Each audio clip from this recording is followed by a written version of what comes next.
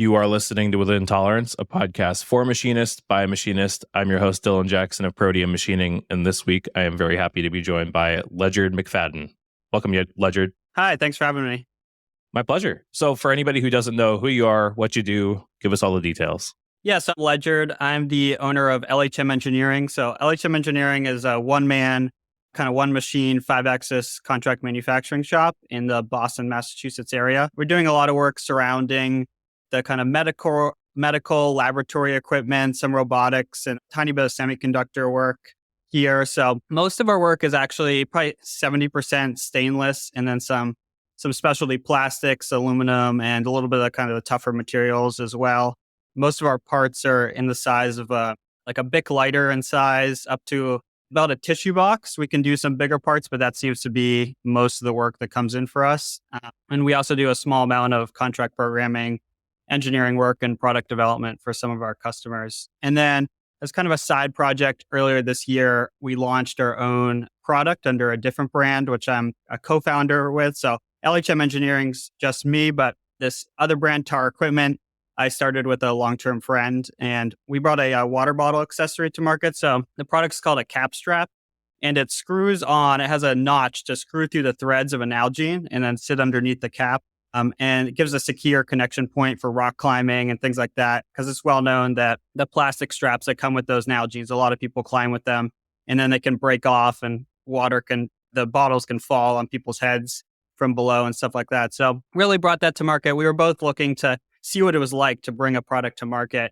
And we thought of this idea, and there was a low barrier to entry and something we were excited about. And it's been a really cool learning opportunity, learning about kind of meta ads, Shopify store, and how to market a cheaper sub $20 product, which is very different than marketing for a high-end contract manufacturing business. Totally. Well, we've got some questions about that. But first, let's get into your backstory. How did you get to start your own five-axis shop? Where did your manufacturing journey start? Yeah, so I guess to go back to the beginning, I grew up in Boston, Massachusetts on the North Shore in a suburb. And early high school, I think, was my first time doing anything kind of remotely engineering related. And actually, I was really into graphic design, kind of freshman, sophomore year of high school. And that was my first experience really kind of getting good at working with software. And if anyone's used a program like Illustrator or Photoshop, I feel like there's a lot of carryover to the experience working with CAD or CAM software to really kind of learn what you want and to become kind of fluid working with those softwares and get over the hump of them being clunky.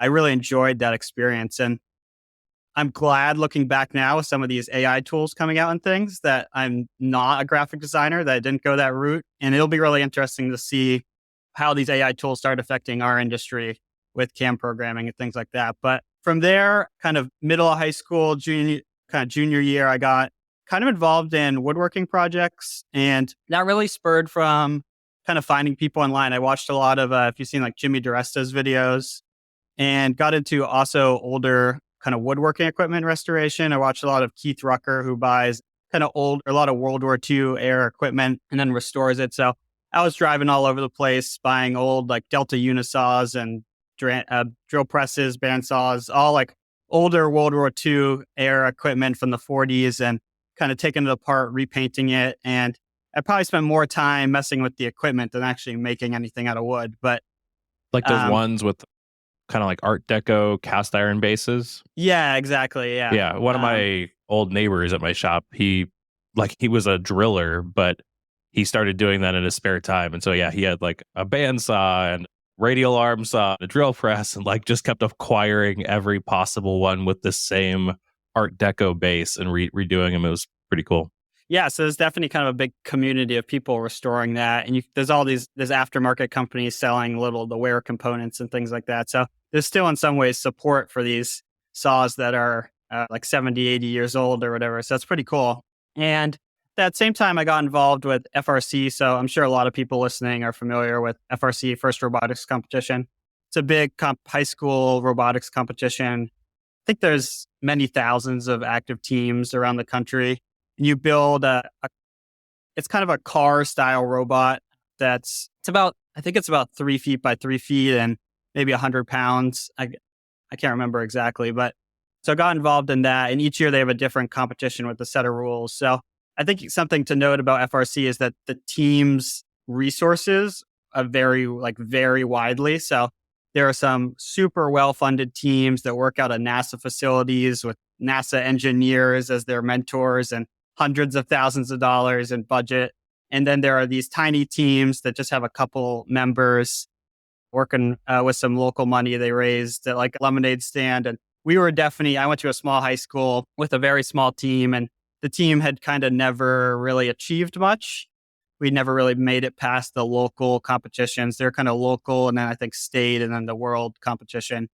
And so my first year I got super involved in that, and we did a little better, but not significantly. Then the next year I got really involved, and we kind of made some changes to our approach and got some sponsors involved. I found this awesome local guy who had done FRC when he was in high school, and he was willing to donate water jetting time so we could get a full water jetted kind of chassis.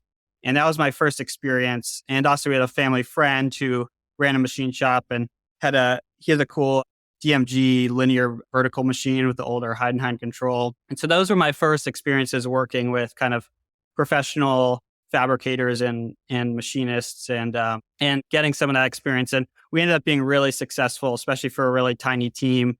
For the first time ever, we made it to the Worlds in St. Louis, and then I think we won our subdivision and went into the finals or semifinals. So it was a really cool experience to kind of see that success pay off and to work with these different vendors. And that's where I really realized that I wanted to focus on mechanical engineering. And so I ended up going to Georgia Tech for mechanical engineering. And when I got there, I definitely wanted to continue that experience I had, FRC type experience. And I think the best ways to do that in college is one of the car racing teams. So there's a bunch of them, but two of the big ones are Formula SAE, which is kind of a Formula One style track racing car. Then there's Baja SAE, which is kind of an off-road like four-wheeler go-kart type of thing. And so I joined both those teams when I got to Georgia Tech, and with the intention of only doing one, but I wanted to feel out where the most opportunity was. And the Formula team at Georgia Tech is a little more established than the Baja team, and definitely had like a freshman track where you organize bolts for the first 6 months, and then maybe like you help out assemble something in the second 6 months. And it was a really kind of slow process to get really involved. And the Baja team had a little bit more opportunity because they had smaller team. They needed people to really step up. And so I kind of gravitated towards that and ended up kind of choosing to do the Baja instead of the Formula. And I think they're both awesome competitions. It's just kind of based team by team, school by school, what makes the most sense if people are looking to get involved in one of those. And so basically the competitions for those are in the springtime. And so a lot of the design work is done in the fall, and then kind of winter and spring is when most of the components are made for the car. And that's where, so basically we had two older members on the team that knew how to use the CNC machining equipment, and they were going on study abroad in the spring. So they were kind of leaving the team without anyone to make any of the components. And there's a lot of CNC components on these cars. And so I was like really into this. I knew for whatever reason that I wanted to get into this manufacturing stuff. I just thought it was so cool. So I kind of stepped up, and they gave me a few months before they left for winter break. We made a few of the components. I kind of got the very glimpse of how to use the machine and started using Fusion 360 a little bit, but really did not know what I was doing. And then the next semester, I was just kind of off on my own to make these relatively complex parts with no experience and no one to help me. And so for equipment, so at Georgia Tech, we have a shared space between all the project teams. So Formula, Baja, Solar, a few other teams, a robotics team, and we share kind of a machine shop area. So we had a Haas VF2, a Haas mini mill, and then one of those ProtoTrack tool room lathes that's kind of programmable point to point. You can also load some G-code programs on them. And then we had kind of a knockoff Bridgeport. It was a Chevrolet brand that had a ProtoTrack conversational control as well as some kind of manual lathes and things of that nature. So really spent most of the time on that VF2, learning Fusion, really self-teaching myself a lot of stuff from the great content that's out online. Watched a lot of John Saunders videos and things like that. and also got some help from some of the kind of machine shops elsewhere on campus and some of the other members of other teams, and really just kind of started learning trial by fire. And I have some of the parts that I made early on, and I'm amazed that how bad they are. They were definitely Tennessee floor finishes on those parts. I know the feeling for sure. I've And like got a few parts from when I started programming and stuff, and you look back and you're like, how did they keep me on as an employee after I did shit like this? I have this part. It's kind of a long reach to get down to the floor, and then there's like an 1/8 inch corner radius that blends the wall and the floor. And I didn't know like bullnose end mills existed. I had this part, and I remember like spending all this time dialing in this like 4-foot long 1/4 inch ball end mill to try and like machine this fillet. And then someone told me about these bullnose end mills, and I was like, I cannot believe the difference between here. So I have this part I'm looking at. It's like covered in, it has like the most chattery, like blended fillet you have ever seen, because this 1/4 inch end mill was sticking out like 4 inches to reach this feature. And I'm like, oh, if I had just known, like there's so many better tools for this. So it was a long kind of learning process. And I think that's the best way to learn machining if you're really motivated. And because it wasn't a company, you kind of have free reign to do what you need. Like these parts never ended up at a customer, and I wasn't like burning company time and money. And I didn't never really crashed machine too badly, but obviously there was risk of that and things. So to really have this opportunity to learn and play, and also it to feel really important, because there was a team relying on me to make these parts. And it wasn't just I wanted to make this thing I wasn't making like a napkin holder for myself or something. These were parts that all these designers had made and were really relying on. So that was where I kind of really cut my teeth and learned a lot there. And then also at Georgia Tech, I was involved with a pretty cool research group. And so I believe this facility was funded by like Delta and Boeing. And it had some very cool equipment. So it had a Kuma Multis, and then it had a Mazak with the 5-axis. I'm spacing on the name. It's kind of their lower end 5-axis machine, kind of set up like a UMC 500 configuration. And then they had one of those standard, and then they had another one that was serial number 2 of their additive version. And so it had kind of a side head with a powder canister and a laser. It had the green windows and everything, and they were trying to get that working. So I think Mazak had one, and then we had one, and then there was one other one somewhere in the world. And it was graduate research trying to get that working. And then the research I was involved in was developing this new CAM software. And so the purpose of this CAM software was to basically, it was designed, in my opinion, by someone who knew a lot about software, but not a lot about machining. Boy. So basically they would take a model. So you upload like a step file into this CAM software, and it basically turns it into thousands of points, like that they called voxels. And so basically it's like kind of the worst thing you could possibly do. You're like turning your nice model into like a step file, or an STL rather, basically thousands of little points. And then it would try and optimize the tool's path to like plow as many points as it could to optimize material removal. And basically because it was going from 10th of a point to 10th of a point, the code that was spit out was basically in tenths, like every 10th of an inch, there was a new G code line. And they just did some testing where they were like, what if we try and rapid this machine 10 inches left to right in the X, but have a point every 10th of an inch? And how long will that take versus like just rapiding in one point? And basically it created code that was really unoptimized to run on any machine. And Mazak had some built-in smoothing that maybe helped a little bit, but the CAM software was pretty interesting, but it was a cool experience to learn to work on this equipment and then learn, I think, really see the benefits of kind of smoothing and filtering. And really what these CAM softwares that we use are working towards is in some ways the opposite of what this CAM software was trying to produce. So it's a really cool experience to work with a really smart group of people on really cool equipment. But it was kind of sad because there was this really high end, millions of dollars of equipment kind of just sitting there for research that wasn't too many hours a week. And the coolant was turning green on these machines. And there was Oh, lots of opportunities for, there was a high need for machining equipment on campus, but no one really had access to this equipment. And the Baja and Formula team, the Formula team, especially their hubs are really a great part for like a Multis or something like that. They were always trying to get on that machine, but the machine was stuck set up for like this voxel based impeller that would take months to machine, kind of one poke at a time with a ball end mill. oh man, that sounds like it could be quite frustrating seeing machines like that just sit waiting for that kind of stuff.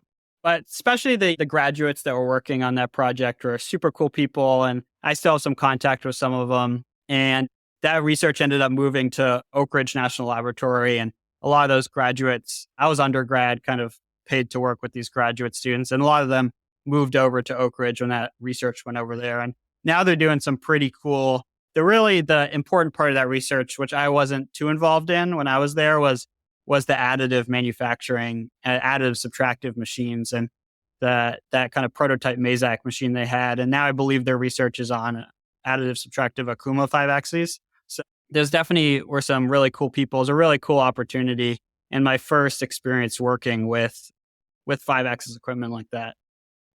So then around that time, sophomore year of college, is when I realized that I really wanted to focus on manufacturing and a little bit less on mechanical engineering, which is what I was going to school for. And it was definitely a bit frustrating because Georgia Tech is a very like rigorous academic program, really well respected, but definitely they pride themselves on taking in really smart students. And then they like love to give this speech where like, they're like, everyone that's in this school has like never worked hard in academics. You've always breezed through. And like, our goal is to make academics hard for like smart people. And they used to have a speech many years ago, which they got rid of, is like on the first day this was like 20, 30 years ago, the president of the school would stand up and say like, look to your left, look to your right. Only one of you will graduate from this program. Cause I think they had a 60, 70% dropout rate from mechanical engineering. Holy cow. That seems like such a bizarre choice as a school to make. Like, let's intimidate everybody coming in and make sure that their life is hard. Yeah. So, I mean, they didn't give that speech when I was there, and it was not that high a dropout rate, but they definitely did pride themselves on making academics rigorous for people that hadn't considered them rigorous in high school. I think that was the theme of the school. And because of that, you really had to buckle down on your schoolwork, and it left less time for extracurriculars. And for me, extracurriculars were actually what I wanted to do as my career. And so trying to balance all this time on the Baja team, which could easily be over a full-time job, 40, 50 plus hours a week, and juggle some of this research. It almost felt like my education was getting in the way of my education. And so I decided they didn't really have any manufacturing degrees there. And so I decided to make a switch to RIT in New York.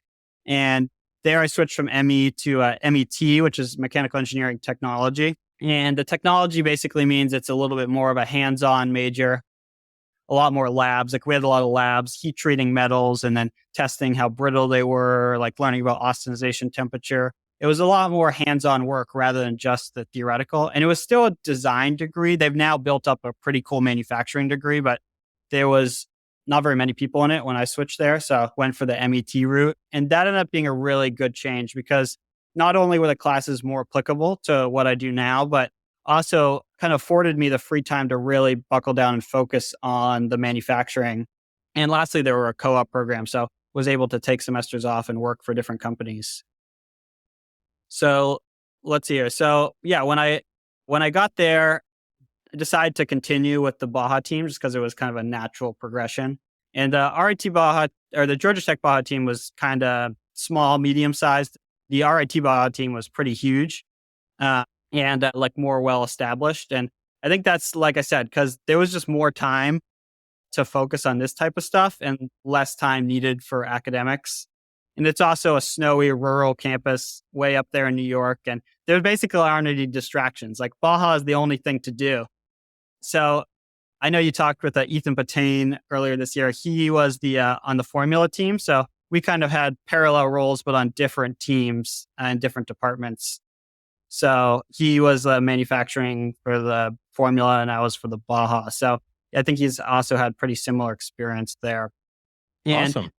yeah, so when I got there, we had a hardened GX480 mill, it's kind of like a robo drill type setup mill. It does have a sidearm, like a double arm tool changer, but it's kind of robo drill in size. The chips just flush to the back and has a kind of a basic FANUC control, but it's 40 taper, not 30 taper. And we also had a hardened GS51 lathe, which is pretty nice, 2-axis lathe, 8-inch chuck, so that kind of size range. And I really had the opportunity to get involved in the lathe side. There was a lot of people running the mill at the time, but only one guy running the lathe. And he was in trying to finish up his master's thesis and just didn't have the time to really focus on the team like he had in previous years. So I was able to jump in there and again, kind of self-taught myself the 2-axis turning. I had worked with a lot of manual equipment and that tool room lathe, but never more of a proper CNC lathe. I hadn't had a lot of time on those.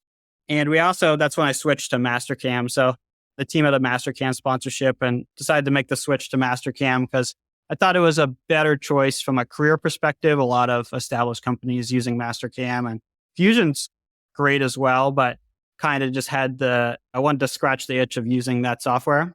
And so that was a great experience. Got super involved in the team that year and made a ton of parts. And kind of really established myself on the team. And the next year I was chosen to be the manufacturing manager of the team. And so the team's probably like 70 people for size, but That is quite large. Yeah. I would say 20 to 30 super active members. When I would say that super active, meaning 30 plus hours a week of commitment. And then a handful, like 5 or 6 people that were there like 60, 70 hours a week. Oh, Like jeez. I was there. Yeah, I definitely had many like 80-hour plus weeks. Like it was far bigger commitment than my academics.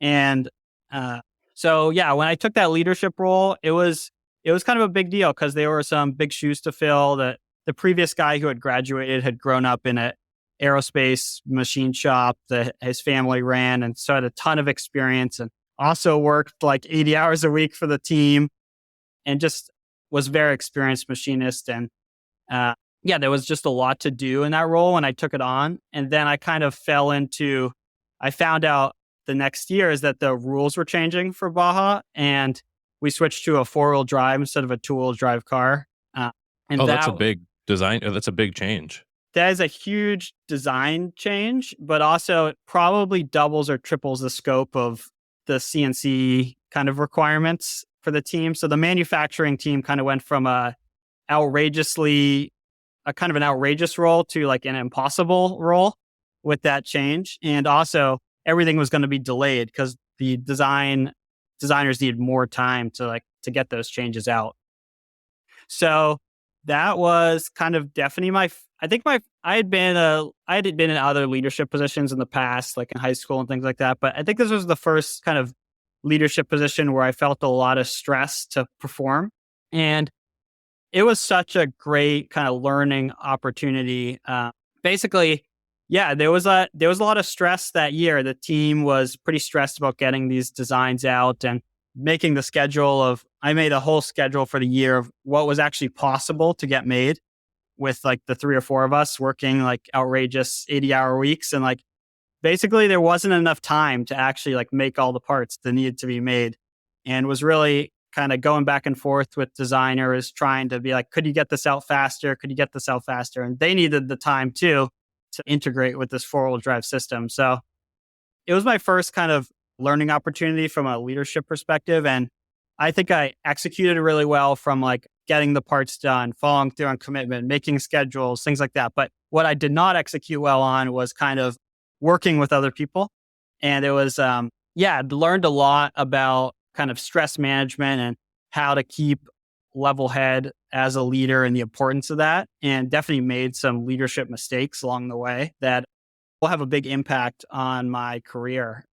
And Yeah, I would highly recommend if anyone has the opportunity to get into a project like this. Like this is in some ways it's like free learning. You think about all the learning from the machining perspective, like breaking tools, crashing machines, like it's a lot easier to do that on someone else's the school's dime than your dime. But it's also free learning in terms of kind of working with people and leadership. And so I was working with a team of like 20, 30 other people regularly on this team. And I made some leadership mistakes in terms of just working with other people that if my first experience doing that was when my company reaches 20 or 30 people and I kind of make mistakes that kind of ruin the culture of a machine shop, which I've seen in industry multiple times, then that would be like far more devastating than making these mistakes in this kind of team environment.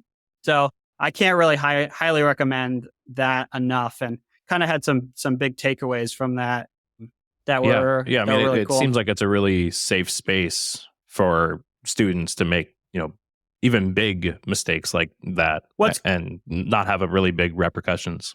What's cool is it feels very high consequence when you're involved in it because you got this team. The RIT Baja team was pretty much competes with Michigan and ETS, which is a French Canadian school, to be the like pretty much RIT and Michigan go back and forth winning the championship every year. They're two long-standing successful teams, and there's a lot of pressure to perform that you're kind of taking the reins from 20, 30 years of Baja where RIT has dominated, and you don't want to be the year that just totally screws up.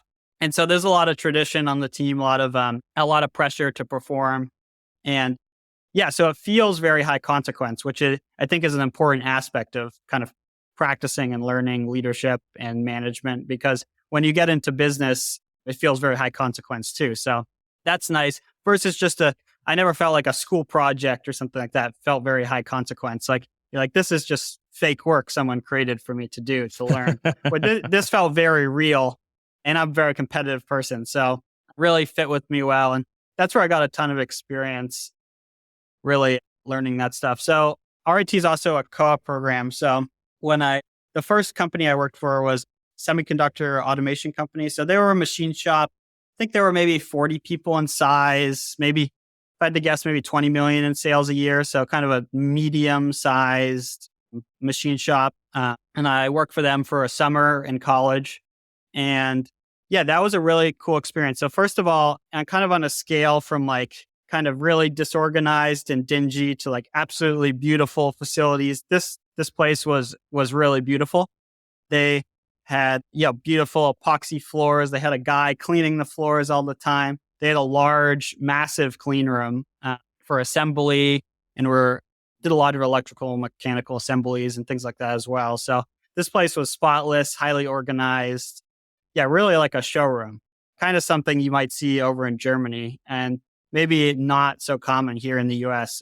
It was cool that was my first experience working in a pretty not super regulated, but kind of super high standard industry.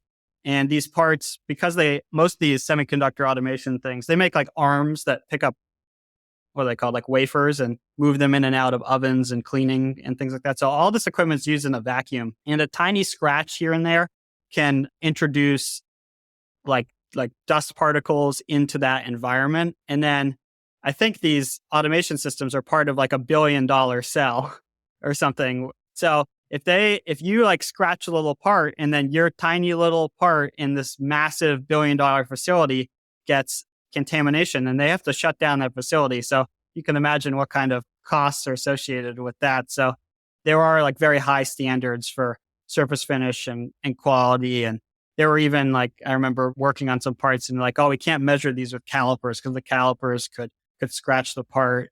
And a lot of parts that were just refinished for the purpose of cleaning up surfaces for cosmetically, basically. So that was a cool experience. And when I was there, so they were onboarding a ton of new parts, and they had a big Brown and Sharp CMM with an articulating head and a scanning probe that ran a PCDMS, which I think you're familiar with. Yes, I am. And they had two CMM programmers there, but one of them was retiring in a month, and the other one was super busy with other things. And neither of them really were actively like learning and improving their PCDMS abilities. They were just like had taken a class 10 years ago and this is what they knew how to do. The one guy who was pretty good at it, he didn't even own a computer. So like he would come over to the CMM during his lunch break to check his email and like read the news. And they had taken on all this work for these parts with a kind of a spline profile. I don't want to get too much into detail with them, but they needed scanning programs basically. Do you have any? The machines you worked on, did they have a scanning head at all? Or One of them did, yeah. So I know quite a bit about scanning. so yeah, it's pretty easy to do. It's just some menu clicks to get in there and make those scanning profiles. But they had decided as a company that this was far too complicated for them to learn how to do. So they were outsourcing these CMM programs to Hexagon Metrology, and Hexagon Metrology was charging I think $1 bajillion for each program. And then the worst part is when they got them, it would take them days and days of their employees' time to troubleshoot the program because it would load like sideways on the machine, or there was just some weird errors because there's lots of different versions. The company I worked at had a very similar experience. They had, before I started there, they had a part contract programmed, I think, by Hexagon. And it was the same thing. It was like you would think that the company who makes the machines would have perfect programs that could just load and run, and it was not the case. Like they were constantly troubleshooting it, and it took days and days for it to actually work.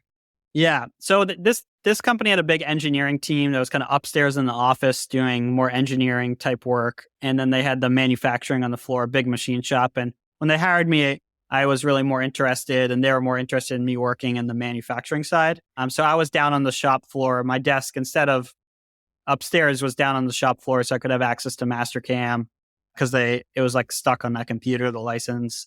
So it's pretty cool to be down on the shop floor, and did some shadowing of the guy who ran the CMM, and it showed me kind of the real basics. But then I was like, I can figure this out. So I kind of had free reign on it for a day, and my manager came over and I was like, hey, do you want to watch the scanning program I made?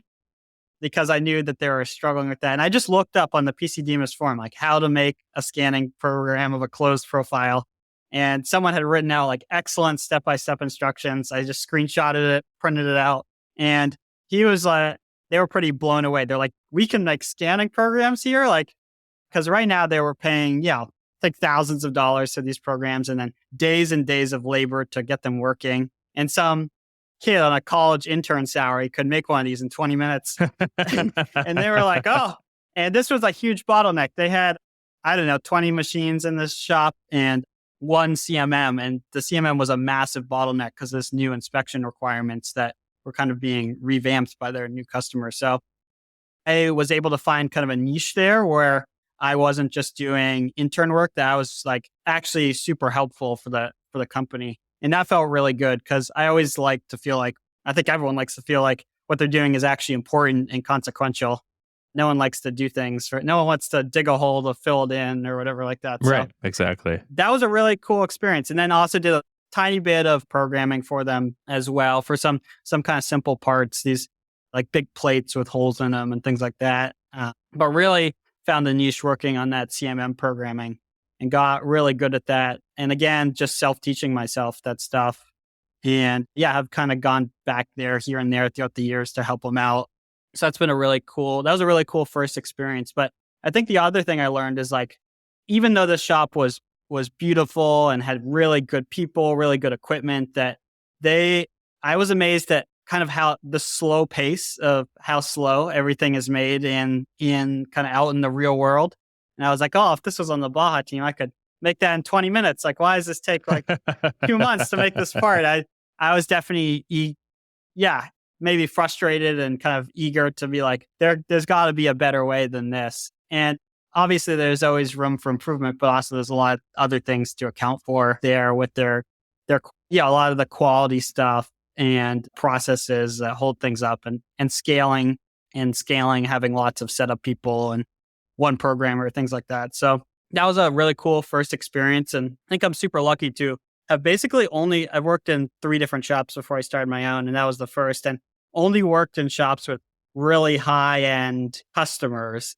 I've never worked in like a more basic machine shop, which is kind of interesting.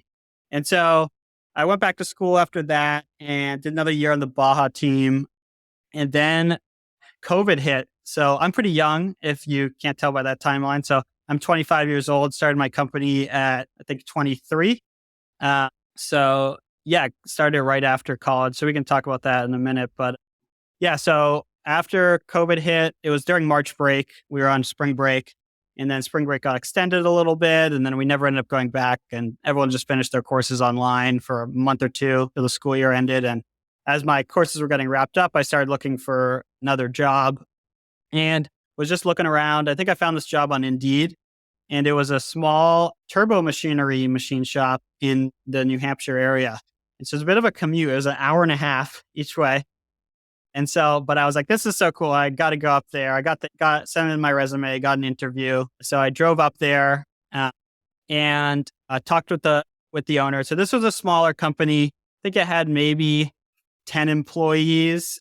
Most of those were operators for a production job they ran.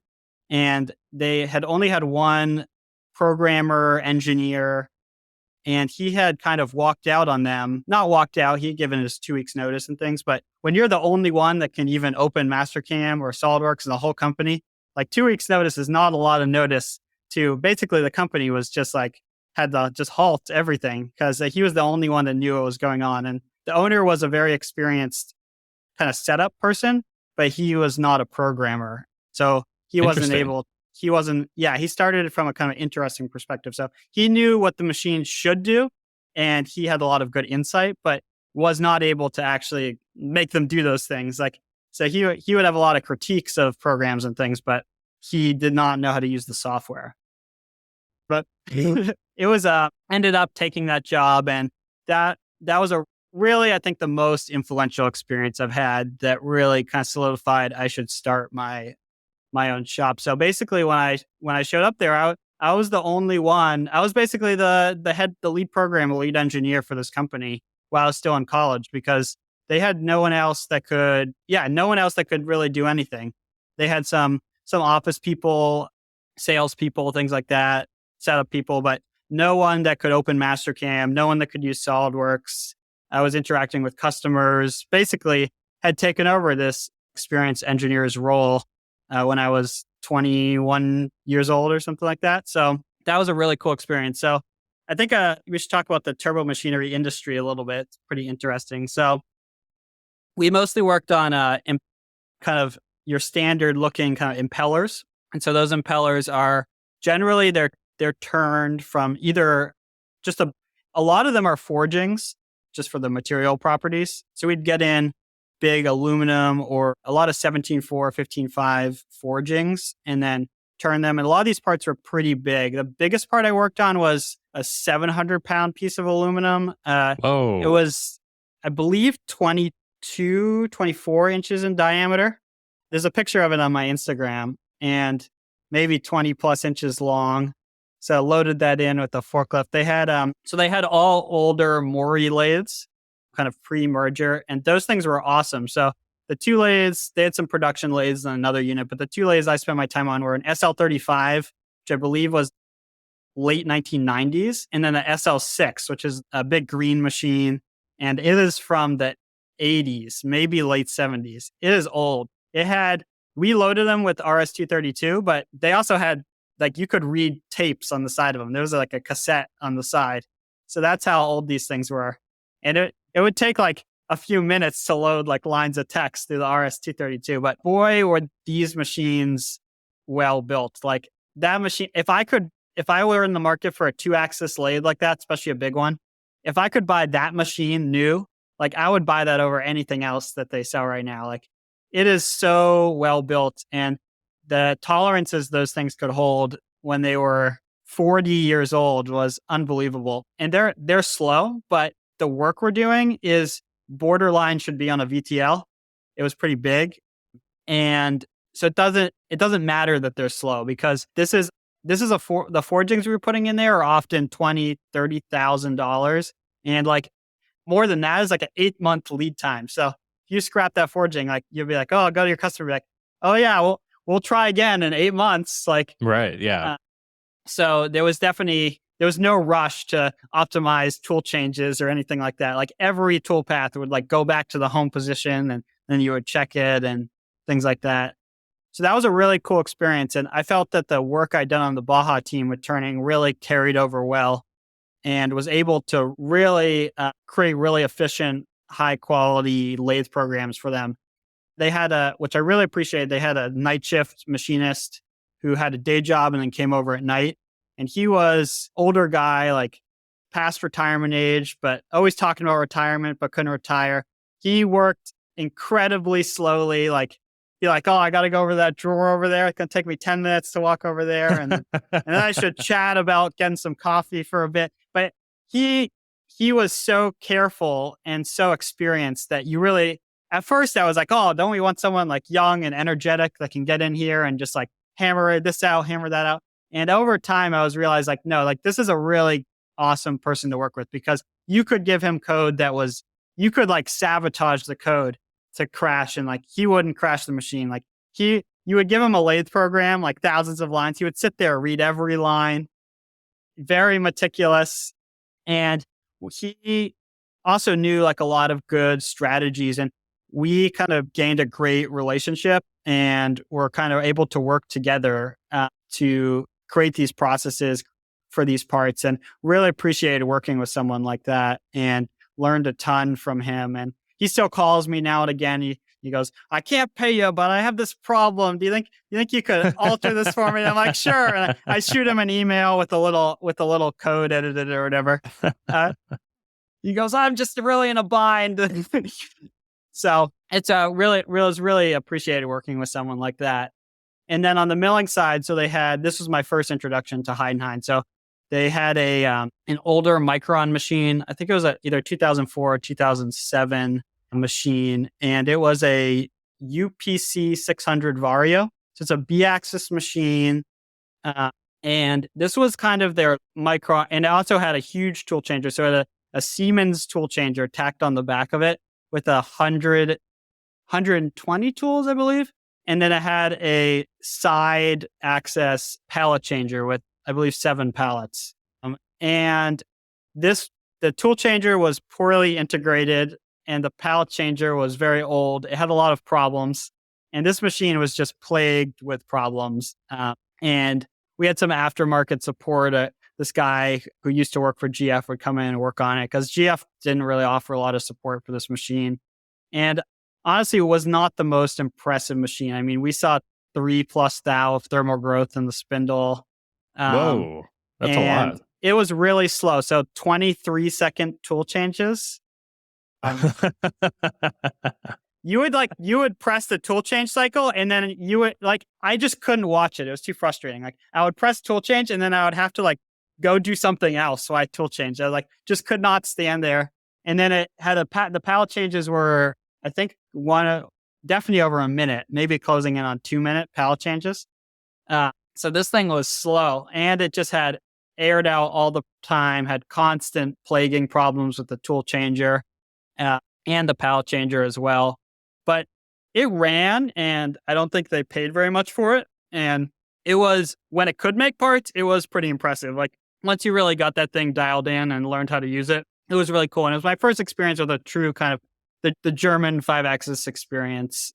Had HSK 63 and it had a Heidenhain TNC 530, which is the previous generation to the 640, which is common now. And then they're coming out with the TNC 7 as well. So 530 and 640, really not that big a difference. Pretty similar controls, pretty similar layout. So really just kind of, worked my way through the control. And every time like a service tech was there, I'd ask them a million questions. Like, how do you do this? How do you do that? And they were like, this is not really my area of expertise. So I was like, well, I just need to know and so I think what a lot of people have talked about is Heidenhain is so on like a FANUC machine, you can just type in whatever you want and it'll just air out.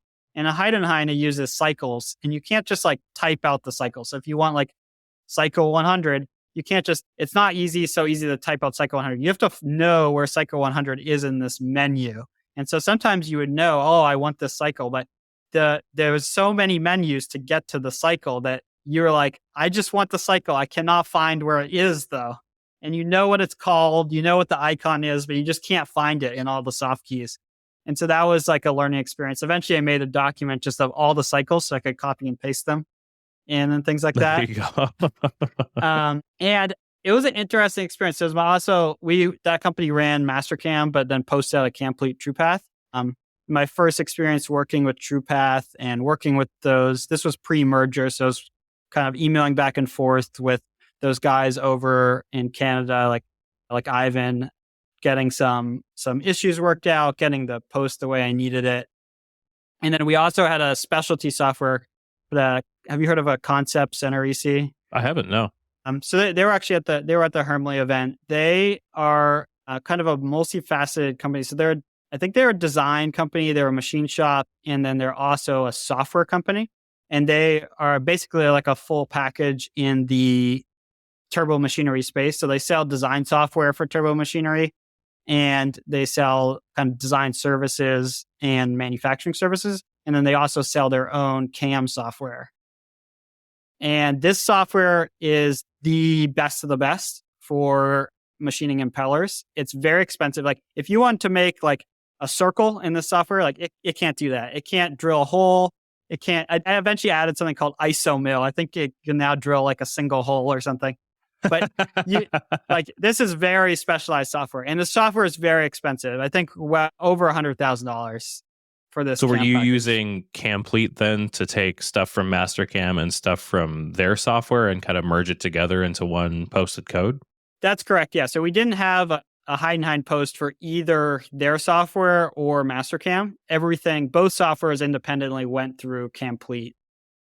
And Complete's kind of nice for merging softwares like that. Like you could make a toolpath from Fusion and then one toolpath from Mastercam and one toolpath from Concept software and post them all together as a kind of unified block of code. So it was a really good fit there. And then the way they edited the posts were really cool. So you would program only a single blade. Like if you had a 15 blade impeller, you would program one pocket and then one blade. And then we would pattern that around on the control 15 times.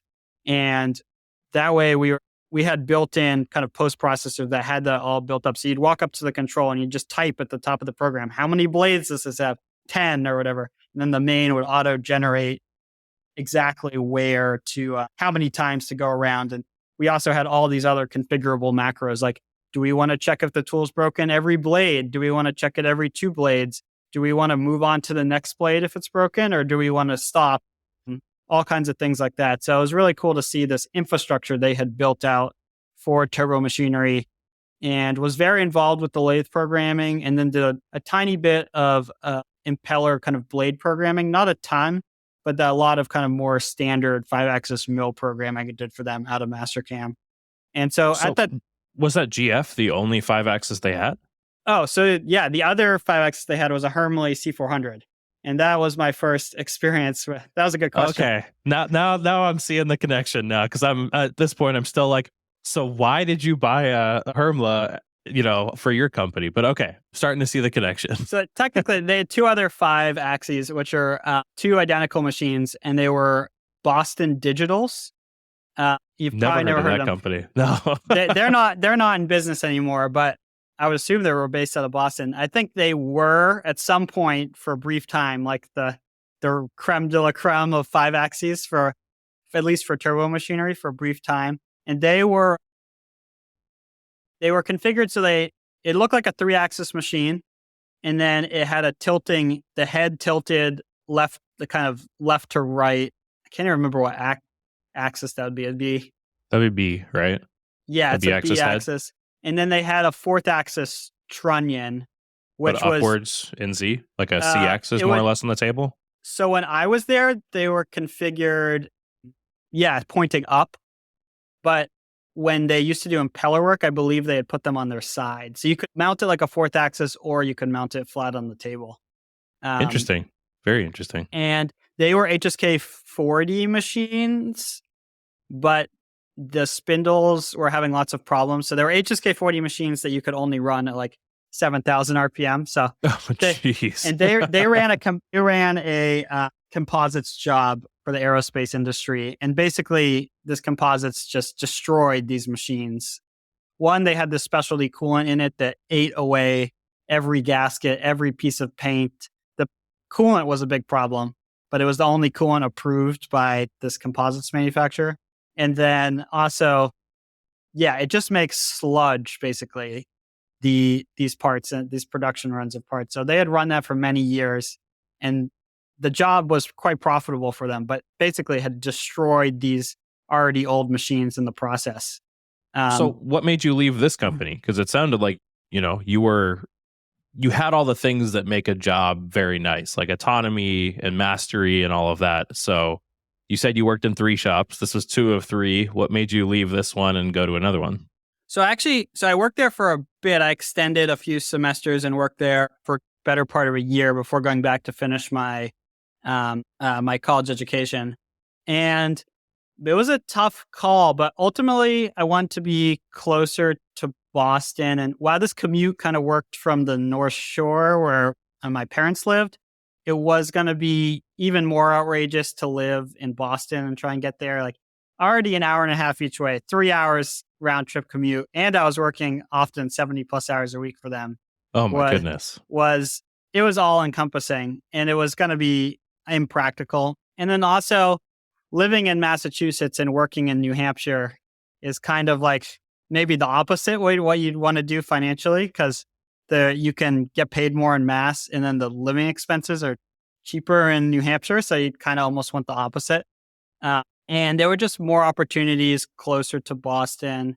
And I felt like I kind of learned what I needed to learn there. And it was, it seemed like there were better opportunities elsewhere. So when I graduated, I ended up working for a surgical tool manufacturer, and they were also kind of a similar size to the first company I worked for, 40 employees, 10 to 20 million in sales. Then they also had another facility over in Poland. And this company was the only company I worked for that was kind of really a mess. And it's the nature of the work is difficult because the volumes are medium to low and the mix is really high. So you have enough parts that if you don't have a good process, you can really screw yourself. And if you do have a good process, or rather, but the parts don't come around enough to really justify a good process. So it's kind of an awkward middle ground. And they had been around for 30 years and kind of had grown into CNC equipment, starting from like their original like tool room, Bridgeport type machines, and had kind of outgrown that and built up a big 5-axis and Swiss departments. And over time, so basically the real bread and butter of this business was hot, complicated Swiss parts, which was not the side of the business I was involved in. They had had a long-term engineer there who had really taught himself a spree and really had made this really efficient. And they were taking on some pretty outrageous Swiss parts on these Citizen M machines, which are the highest end Citizen 5-axis Swiss machines. But their milling department had had high turnover. Like they had a new programmer in the mill department every year for the last like 20 years. And when I got there, there was already another experienced engineer that had been there for a few months that was kind of filling that role in the mill department. So ended up what we were working on most of the time was a lot of bending fixtures. And the medical industry is pretty interesting because we did a lot of hooks and things like that, the type of things you'd see when you go to the dentist. And a lot of that is designing hydraulic bending systems, dies to make those profiles. And it's a lot of work that's kind of tangential to machining, which was my first experience. It's not just like putting a block of metal in a machine and making some complicated part. There's a lot of steps here, like welding and then honing the inside of these parts. And there's a lot of black magic that goes into a lot of these parts. So you have very complex parts with a lot of steps that have a good amount of volume, but don't come around very often, and high turnover in their engineering department. So basically they had, I think, close to 4,000 active part numbers and Whoa, and that's a like ton. no good process for any of them. And there you would go to the operator and be like, oh, I think I know what that looks like. And you would like look through his notebook and find some like melted piece of paper that was like, oh, I see here that we set this up like this. And I think I can find the fixture. So it definitely was, I learned a lot about if I want to get into this medical work myself. Like how do I grow my business sustainably? So the work I do now will be still applicable if this part number is still active in 10 or 20 years. Because that kind of definitely scared me a little bit. The problem is that you can't just, as an engineer there, redo the process of these parts because each part is only around for a few weeks making it. And some of these processes, they're really complex parts. So it can take a huge amount of time to onboard a new process for one of these parts. And then by the time you do, it just sits there in a folder and it might be a year before the part comes back around. So it's really hard to implement new processes just by the nature of when the work came in. And so it was kind of a bit maybe bored with the work. There was a cool experience, but really wanted to focus on programming. And honestly, they just didn't have that much mill programming at the time. And so decided to, and I really had it kind of in the back of my mind, like, do I want to start my own company? I was kind of antsy to do it. And so started looking for kind of industrial spaces in my free time, go look around. And so it's really hard to find industrial space that's small and affordable, but also has a big overhead door. And most importantly, a lot of power. I looked at probably 20 spaces that I would have loved to rent, but did not have enough power coming into the building. You are preaching to the choir. Yeah, I know Totally you understand. and I had that company up in New Hampshire I worked for had just acquired some more space, and they had run out of power in their building. I think he spent six figures to bring in more power to that building. Like, I'm just starting. I can't spend tens or hundreds of thousands of dollars bringing in power to a space. I have to find a space that's configured right for me. And also, I found some ones that were 4,000 square feet, and I was thinking about sharing them. And that gets complicated. I didn't really want to share it with another business and didn't want to pay for that on my own. So eventually I found a space that was 1,250 square feet. It's the space I'm in now. I remember I called the guy up on Facebook Marketplace, and the first thing I asked him is like, how much power do you have? And he goes, more than you'll ever need. And I'm like, I doubt that. And it turns out he's a commercial electrician who's been very successful. And he now is kind of side income, builds these industrial properties and rents out the space and in these contractor bays. And so, yeah, he put in for 1,250 square feet, there's 200 amps of 480. Whoa, that's great. Per unit. So if I take over the unit next to me, I get another 200 amps of 480. It's pretty hard in 1,250 square feet to use 400 amps of 240 or 200 amps of 480. That's more power per square foot than you could realistically use. I would struggle to fit another Hermle in the space I'm in, but I have enough power for it.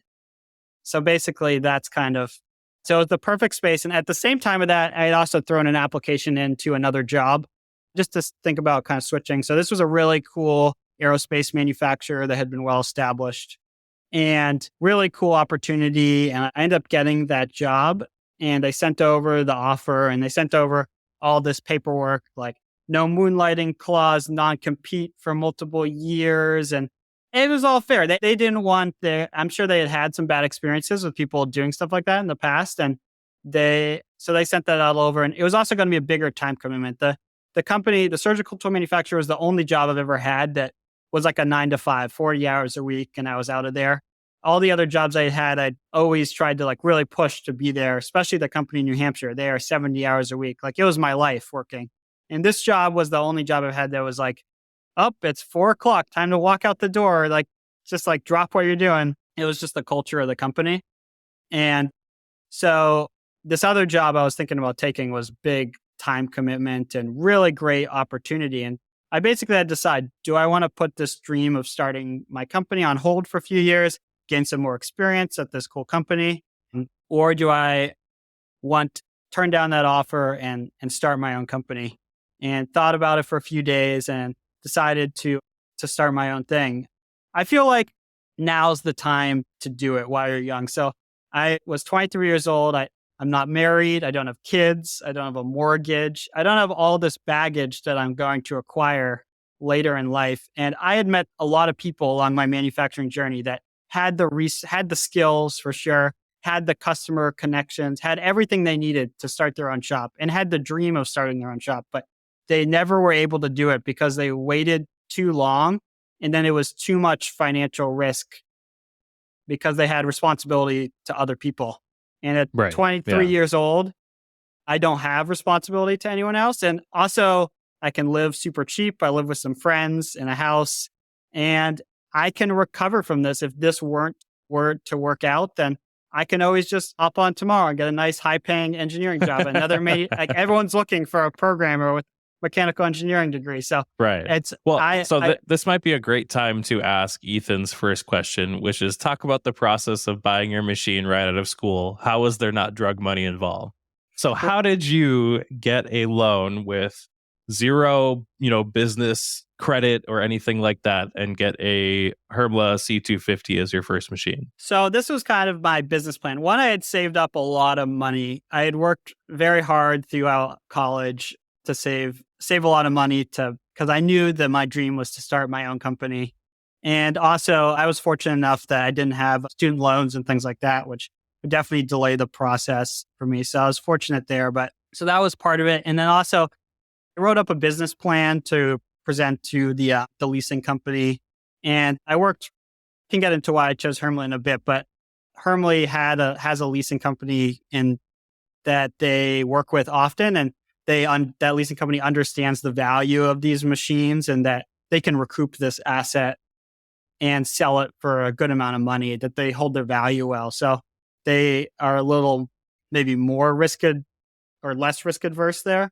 But also my kind of business plan, which I wrote, is that I was committed to keeping my full-time job once this machine got moved in, because my full-time job could just cover all the expenses of the business just barely without me making a dime from the business. So yeah, just the monthly payment on the machine, the monthly payment for rent, that I could keep this thing afloat just barely by even if the business didn't make any money.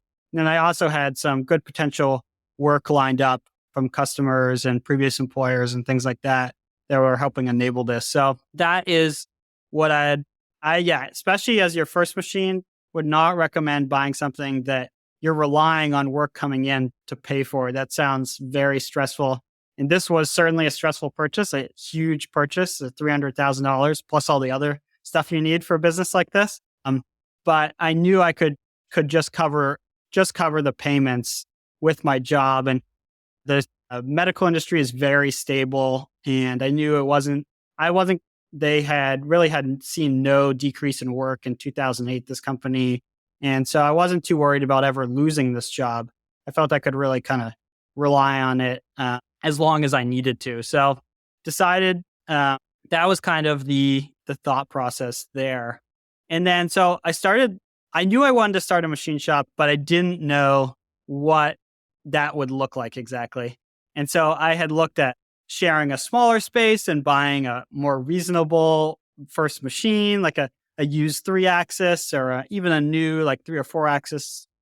And in the end, I was like, I really want to do high-end work, and I felt I had the skills to do it. And so started to look into this kind of 5-axis market and looked at a lot of machines and was pretty close to buying a Doosan DVF at 4,000 or 5,000.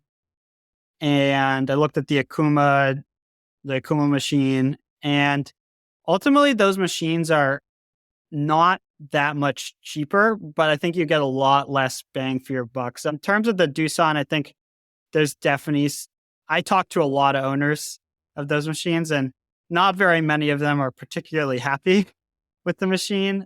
There are a lot of problems, a lot of accuracy problems, and reliability problems, and service and things like that. And then the Akuma is a really high quality machine. Akuma is a great brand, but their entry level 5-axis, the Geno series, is a 3-axis with a 5-axis trunnion like tacked on the table. And Right. Yeah. The clearances are not great on it. The clearances are pretty bad. I know multiple owners of that machine who were not happy with the clearances. And while I'm sure it's a stable, reliable machine from a very reputable brand, it's an afterthought machine. They took a great 3-axis and they tried to turn it into a 5-axis. And the Hermla is kind of built from the ground up to be a 5-axis. And when you're looking at all the other costs you incur here, that basically somewhere between only $10,000 to $40,000 more than those two machines, you could buy the very entry level package of the Hermle C250. And it seemed like a no brainer that you were going to get more value. You're easily going to get that value and kind of quality and reliability out of that machine. So Hermle's an interesting brand. So I kind of view it like, if you look at the car market, so you have on the Japanese side, you got like Toyota, super high quality car, very reliable, very, very nice, but maybe a little bit behind the design curve, slow to implement things. It's a conservative, extremely reliable vehicle, but not like all the bells and whistles. And you look at like the German market and you got like a BMW or Mercedes, which is the nicest car you could buy, but they're going to have more problems. You're going to pay $1,000 to fix your windshield wiper. They have too many sensors, things like that. And they're always innovating, which has pros and cons to that. And Hermle is kind of weird because in some ways they have the machine tool market's the same way. If you look at like the old Moris or Akuma, you got conservative designs. And you look at DMG or GF, you got kind of the BMWs of the market, more problems, but higher performance. And Hermle's kind of somewhere in the middle. They're like a German company with like Japanese mindset. They haven't changed their design in 30 years. You look at their machine and virtually identical. They only make one machine in whatever it is, 10 sizes. Right. I'm sure that operating your C250 is like not too far from the C400 you ran at the impeller shop. It's identical. And the clearances on the C400 are really the same because once you clear the spindle box, once you get far enough from the table and Y with the table over at 90, you just need the correct size riser. And then the spindle box clears the table no matter how big it is, even if you had a C62 or whatever. So they all work the same and they all work for small parts, even with the big table, as long as you're not going past a negative 90. Once you start to tilt past that, then the big table is going to cause more problems. But really, they're the same, and you can work with really small parts, even on a big machine on a Hermle. And so it sounds kind of ridiculous. I'm kind of risk adverse, I guess you could say, because I bought a $300,000 5-axis at 23 years old without a ton of plan. That risk adverse is that's the not phrase, maybe not the right term, but I think I'm maybe conservative in the chance that I was very nervous about buying something that wasn't right. And I wanted to be the type of company that when my customers came to me, they knew they could always rely on me to get the work done. And that I was the one that was going to solve problems, always follow through on my commitments. And I felt like I wanted a brand and a machine that could do that. And because of Hermle's kind of mix between their high-end German 5-axis, but also really conservative kind of Japanese approach to machine tool building, you end up with a German 5-axis that's maybe only slightly less performance than the newest, latest, and greatest from DMG, but it comes with like the reliability of like a 2-axis Japanese lathe or something like that. So it is, from a machine perspective, really fits, I think, my personality in terms of just being a really solid choice. And it fits kind of my business model. And then also the other thing to consider here is that like Hermle is a pretty generic machine. It sounds like it's high end, but in some ways it's like a very basic generic machine. It just happens to be the most high end, expensive, high quality generic machine you could possibly buy. So it's not like the Hermle is going to get you into some super niche industry the same way like buying even a Swiss machine or a Willman or some crazy grinding machine or something like that would. The Hermle offers you the ability to do all types of work, kind of anything that can fit in a mill that size, you could probably do in a Hermle. And that is, at the time, kind of the business decision I took. I wanted to be broad. I wanted everything to come in the door. I wanted to be able to do. And now I have no regrets, but I've given some business advice to some other young people thinking about starting a business. And I said, you should think seriously about specializing, buying something super weird and finding your niche. I said, like, everyone is buying like a VF2. And I said, how do you think you're actually going to be better than the next guy with the VF2 and a passion for machining? And Right. so Yeah. that's kind of interesting business philosophy I've played with, but been really happy with the machine. And I think there's just no competing at this price point is Well, by let's get far into the some of the best. questions about it. Mhm. Carolina CNC Man asked, how's the service and support So or that's service and app support? so that's the other piece of the machine that's just absolutely incredible. I email Hermly with a question and they get back to me within minutes. Like one time I emailed them at like 9 o'clock on a Friday night, and like 10 o'clock a Friday night, they emailed me back and said, "Sorry, it took so long to get back to you." And I'm like, "So it took so long to get back to you." I was like, "I just got here from my day job. I've been trying to reach like Mazak for like 2 weeks on a problem with the machine's down." Sometimes I write in the header of my question to Hermly, I'm like, "Unimportant question, like take your time." I like feel bad how quickly they get back to me. And there was like a small bug on my machine a few months ago with some cycle rounding issue. And they next morning, there was a tech out there for free to install a software update.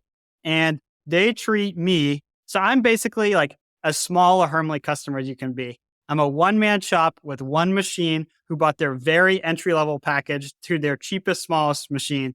And they treat me as if I'm their most important customer. And that is so cool because I've worked in big shops that have dished out a lot of money for other brands and they don't get the treatment that I'm getting from Hermly as their smallest customer. So they really believe in the little guy and they are a great company to work with if you work for some huge like $1 billion company, but they're an excellent company to work with, even if you work for that. If you're a one-man shop, a small company, they really stand behind their product and they don't look twice. Oh, is this a big customer? Is this an important customer? Every customer is extremely critical to them. And they treat you as if you had a bad experience, they would go out of business or something. So I have never really in any industry seen a level of service and support that Hermly's been able to offer. And this is definitely the most expensive thing I've ever bought in my life, but definitely more passionate about this brand and what they've been able to offer me as kind of a business partner than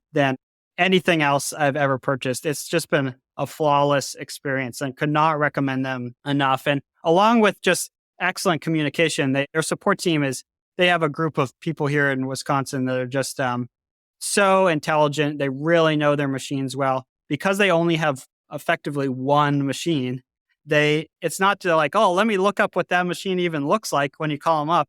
They're all the same. So they every apps engineer is an expert in these machines and they are willing to help you. I called them up because I was writing this extremely complicated rotation macro program and they spent the good part of the day with me troubleshooting this program. And that's all free. That like comes with the machine.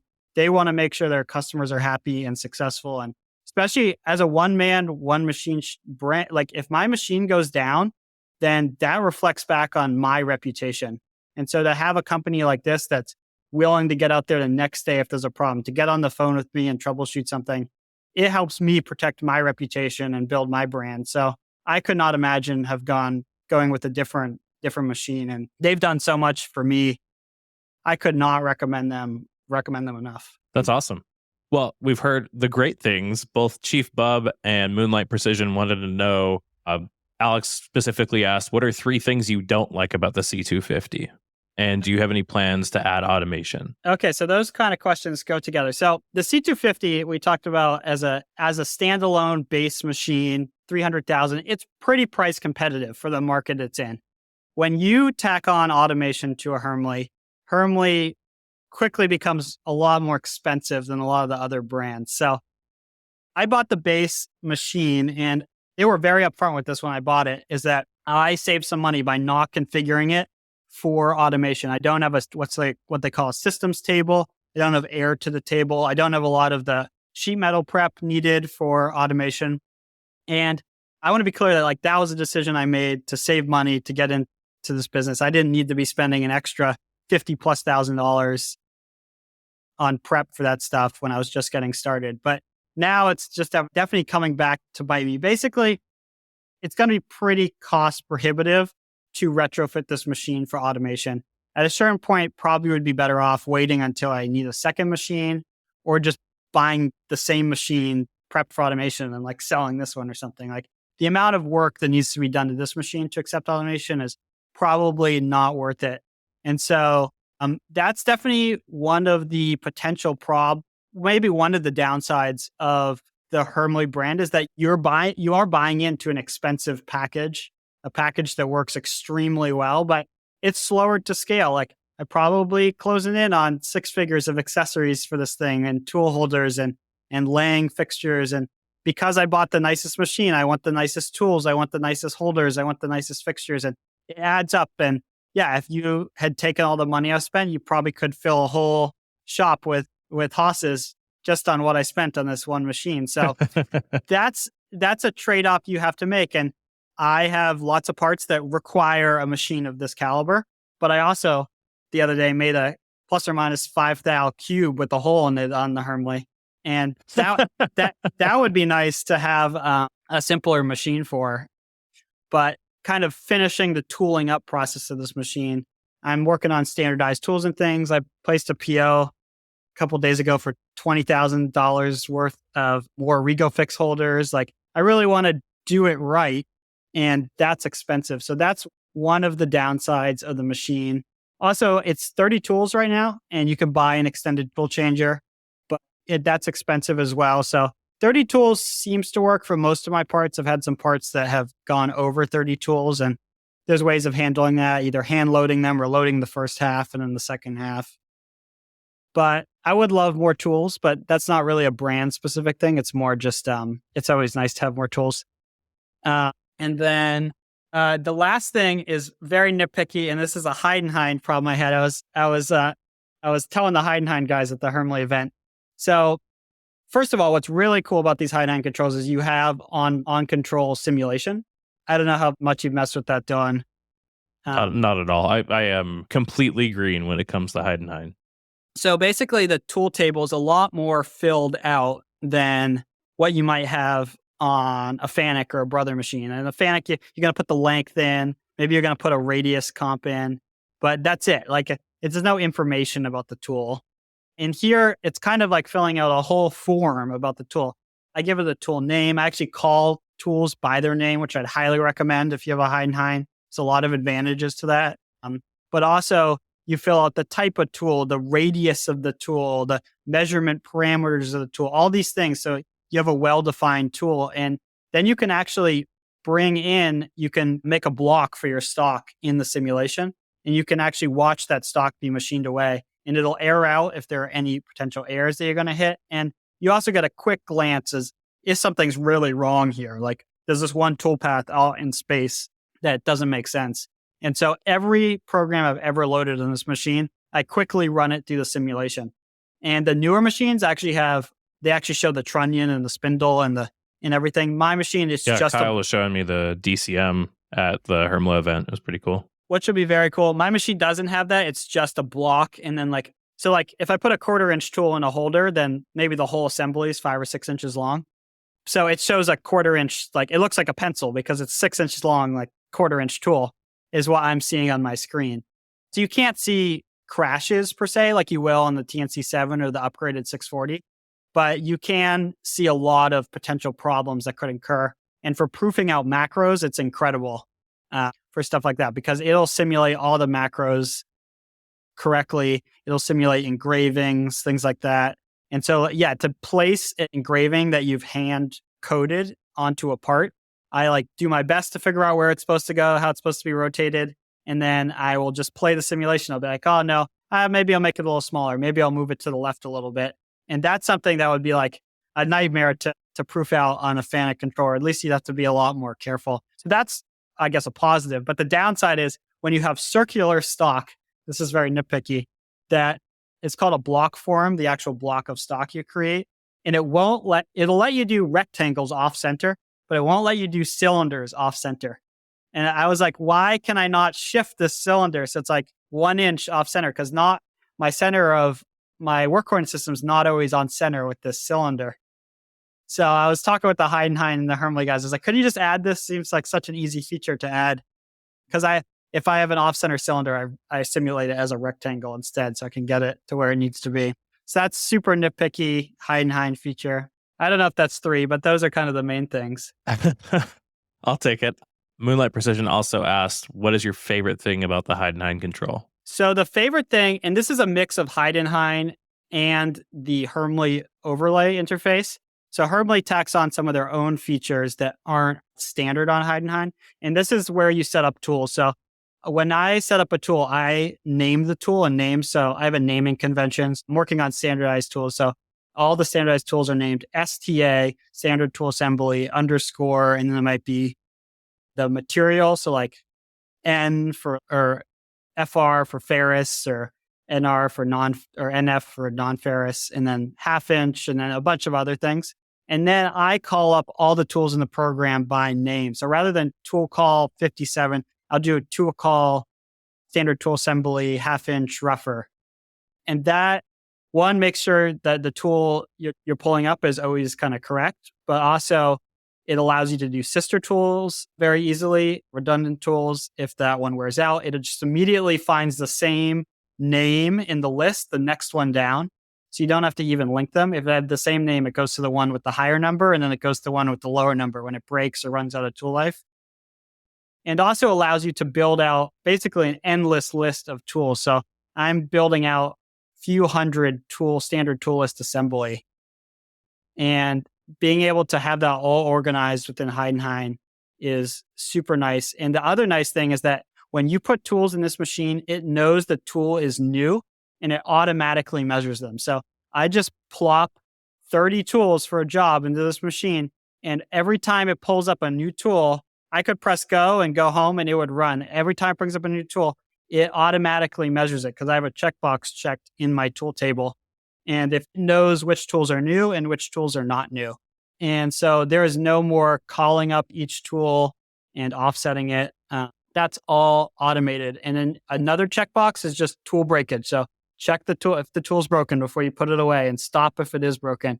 And so there's no more building in macros and things into the program itself. I just check a box in the tool table. And so that can save a ton of time.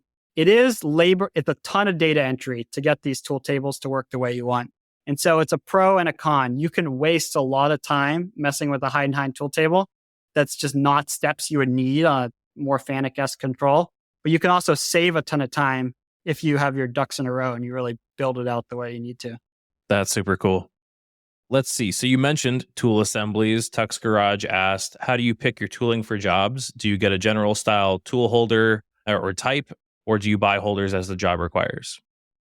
Okay, so this has been a big kind of thinking point for me for the last year as I transitioned from the way I started my company is that I thought there would be maybe more production and less mix. And I found my company is more medium mix, medium volume, and some low volume as well, and trying to find the right system there. So my initial thought was, I'm going to buy the best tools for this part possible, and then I'm going to keep them in these organized U-line bins, the same process bins that I think John Saunders has been talking about a lot recently. I've been buying those for the last few years, and each part number that repeats is going to get their own bin with a grid of this tool goes here, this tool, and I was going to set up all the tools for that job and then run it. And that has some pros and cons. One, the pro is that you get the best tools possible for every job you run.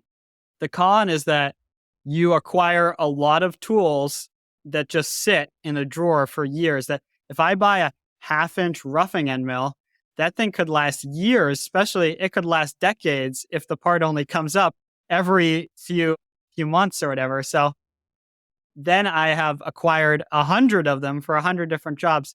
That is a lot of money sitting in drawers and a lot of labor to set them up, the same thing up. Am I going to put that one away and then immediately set up the exact same tool for the next job? So I found that I was kind of more in the production mindset when I started this job, and maybe that's not quite the reality of the work that's come in. And so I've decided after a lot of thinking to transition to standardized tooling. And with standardized tooling, you have to make compromises. You can't have the perfect tool for every feature because then your standardized tool list would be as long as all these catalog lists combined. You can't have 10,000 tools set up. So I have because I do repeating production work, I think I do have to have a more extensive standardized tool list than, say, a prototype shop. Because, yeah, a prototype shop, if something takes 5 minutes longer because it's not the perfect size or whatever, doesn't really matter because all the time is in the programming. And I'm kind of a mix where I don't want to make too many compromises with the tools I choose or this having too small a selection, because then I'm going to add up a lot of cycle time as well. So I've decided that if I'm going to do this, the standardized tools have to be the very best tools on the market, and they have to be wide enough selection for me to choose from as a programmer that I very rarely am going to be antsy for a different tool. Unless it's something special, I'm not going to have like every key cutter or something set up. But so I started with drills and taps because that was the lowest barrier to entry, because pretty much drill and tap on every job is the same drill, same tap. There's no reason to have those job specific. So that was the first thing I transitioned. And because we do a lot of stainless, but also do a mix of aluminum and things, decided to go kind of high end on the drills. So all my drills for drill tap assemblies are the Mitsubishi MVS drills. And those are just super reliable and they work in a ton of materials. They're Mitsubishi's kind of multi-material, multi-purpose high performance drill rather than going just the stainless specific one or the aluminum specific one. And then I went for the OSG A brand taps. They're cut taps. So I have spiral flute and spiral point tap for kind of through and blind holes.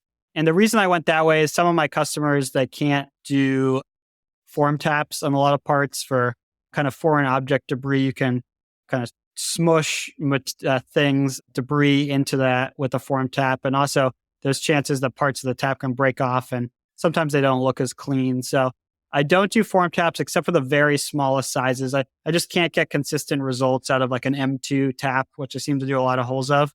And so that I went for a form tap. And so once I did that, I was like, wow, the savings here are big. That's cool because there's cost savings, even though you're using the highest end tools all the time, because you're not having to buy a new one for every job. And there's also huge setup savings. I no longer dread a part with a tap tool because everything's already set up in my CAM system to drill and tap that hole. I just have to click a few buttons and plop those tool holders in the machine. And because it's a Hermle, I don't even have to measure them. It automatically knows I need to measure them. And so I'm like, okay, it's time to do this with all the other tools. And that's where the rabbit hole kind of begins. Because if you want the highest end tools, then you have to determine which ones those are. And so I've spent the last many months doing a lot of testing here and there of different brands and finding what works. And so in terms of solid carbide roughers, I found that Frasia has pretty much won every roughing battle I've attempted per se. And so the AXFPS roughers for aluminum are super cool. And the problem I use like a helical or a YG1, like 1/2 inch rougher as an example, a lot before this. And the problem with those tools is that the Hermle, even though it's super powerful machine, actually like can't bring that tool to its max, because I want to run that tool at 17,000 RPMs, just slightly less than the max 18,000 RPMs. And the torque band of the spindle is not there. And so I run out of machine before I run out of tool, even on a Hermle. And so the AXFPS roughers have done something really interesting. They've totally kind of reinvented the way those tools are used, and they're run at much lower RPM. So like a 12 millimeter 1/2 inch tool is running closer to 10,000 RPMs with the Frasia tool. And you're right in the torque band of that spindle. And the chip load is crazy. So the thing sounds like it's about to snap off. It's crazy loud, but they're very reliable and they can helix at crazy angles. And also their feeds and speeds recipes are super useful. So I don't have to kind of think about when it's not a full dynamic long flute length application. It's easy to find a traditional roughing strategy for those that works super well on shallower pockets. And I found I was wasting a lot of time on shallow pockets because I was lazy and would just do kind of a adaptive tool path that didn't really need to be adaptive or could have been a much bigger step over. So those have worked super well. And then in terms of finishing tools for aluminum, I did some testing. I do kind of like the Frasia Multicut XA, which is their like five or seven flute aluminum finisher. But the problem with those is that the pro and con is they have a small corner radius, which is great for parts and tool life, but it sucks for making soft jaws because you're leaving a small corner radius in the corner of all your soft jaws. And then a lot of the parts don't have a chamfer large enough to account for that 0.2 millimeter corner radius. And I didn't want to maintain a separate library of finishing tools just for soft jaws. And that's where I struggle with those tools. So I ended up going with the OSG A brand metric finishers. They have kind of a rainbow coating on them. I forget what the coating is. And they're just kind of a standard 3 flute with a pretty big core. And those have worked pretty well. And I buy them in 5 times D and 3 times D, both lengths. So standardize on those for finishing. And so far, so good. I think for some applications, I will put those Fraser finishers in. But for general purpose stuff, the corner radius does kind of annoy me for cutting soft jaws. So that was the thought process there. And then on the steel side, mostly stainless. I do really like, again, the Fraser kind of won out there and went with the, what are they called? The SX HTC, which is that kind of a maybe orangish gold coating, high flute count, high dynamic tool. Those work super well. And also the MFC tools, which I think, Dylan, you've used a lot of. Yeah, those are bananas. Like ramping into stainless at the degrees that they ask for just feels wrong. So yeah, I recently used a 5.2 times D, so they're long MFC, and I ramped, this was an 8 millimeter, so pretty small tool, ramped all the way in 5 times D, like whatever that thing was, like 7 degrees, and then just started roughing out this pocket at a full depth dynamic at a few hundred inches a minute or something. It is pretty wild. I was kind of rushed to get these parts done, and I watched the first one run and it worked, and I had like 10 to make, and I was like, well, there's no way this will work for 10 parts. So I overnighted like another, like 2 of them. I was like, there's no way it made it through all the parts. I still have it set up. So those have been super cool. And then the shallower ones are super good because they do have some good settings for kind of plowing material, more traditional roughing styles when you don't want just a adaptive toolpath for everything. So between those 2 tools for roughing have been super cool. And it's definitely a trade-off. They're really expensive. Yeah, they are. But they work super well. And then in terms of finishers, the Fraser finishers are pretty cool, I've found, but you really need full flute engagement. So I've gotten great success out of like the 5.2 times D, like super long E-cut finishers. Those have worked in applications where I'm like, you would think, oh, that tool will never be able to do that. But the shorter ones, the easy applications, the shallow pocket, because of that helix and its reliance, my theory is its reliance on like a lot of tool pressure to be successful. I've had trouble getting those working. And so they weren't quite as versatile as I was expecting. So I kind of used the longer length Fraser E-cut finishers. But for the shorter stuff, I'm going with the Mitsubishi VQ. And I still need to do a little testing there. I've had great success with 3 millimeter and under VQs, but I haven't used any bigger VQs. So that I just need to confirm is correct, but I'm 90% sure that's the direction I'm going to go. Up until now, I've been using mostly Gorilla Mill for stainless. And Gorilla Mill is, although their marketing is ridiculous, their tools are fantastic. They are reasonably priced, and I think a big step up for the performance I've seen in stainless, both for roughing and finishing, that I've been able to get of like a helical end mill. So definitely would recommend checking out, especially if you want to stay more in kind of like the inch land of things, checking out the Gorilla Mill stuff. Had good success there. So yeah, building out these standard tool libraries has been a big rabbit hole. It's one of those things that like, I just need to now finish off and do. So I finally bought the last few holders I need to build out these assemblies because it's expensive. And I always get this clip on Instagram. It's a guy holding, it's like this, I think it's a clip from a movie. The guy's holding a glass of water. He's like, this water is not heavy, but if you like hold it all day, it'll be heavy. And that's kind of a problem with decision-making in business is that all these decisions are quick and easy, but if you let them plague your mind for too long, spend too much time if you have the decision paralysis, then it's going to eat up half your energy thinking about a decision that you should have just made instantly. You know this decision is the right decision, but instead you spend weeks spending half your time like tiring yourself out on a decision that you should have just made. So that's like a big thing for me, just trying to be like, maybe this isn't the perfect route to go, but I need to get this done. I need to learn from it and I need to improve rather than try and hit perfection on my first attempt of something I'm implementing for my business. Yeah, it's really easy to get stuck in that loop for sure. Moonlight Precision quickly asked us what's our take each Tennessee floor finish. And I think I probably know your answer based on your tooling recommendations, but It's funny because it's something that I don't know if that's a long-standing name or it's just that video that guy put out, but it's something that's bothered me and it probably bothered everyone. That's why it's so funny for years that the Tennessee floor finish, and I know machinists that do it, and it always bothered me. And they, oh, why would I finish the floor again, or why would I make a new tool path? And so it is pretty funny. I definitely got a kick out of that video that someone posted recently. yeah, Kyle put that up, and I thought it was funny because it bugs me too. It was like it just feels unfinished. It's like, man, if you're trying to make nice parts, just like make nice parts and don't. I could see for a production job, if you worked with the customer for like the inside of a case of something that no one would see. Or if it gets blasted or something, I could totally understand it. But like, I don't know.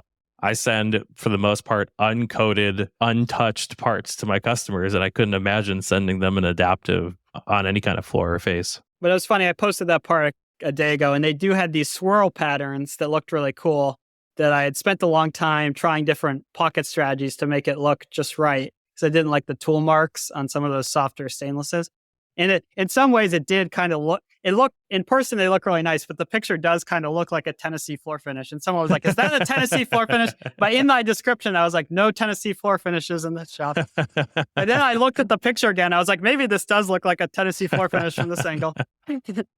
We had two questions. DFM Toolworks and Moonlight Precision were both asking about your product brand. So DFM Toolworks asks, what is your hope for TAR? So TAR Equipment, I started with a long-term friend, kind of a lifelong friend.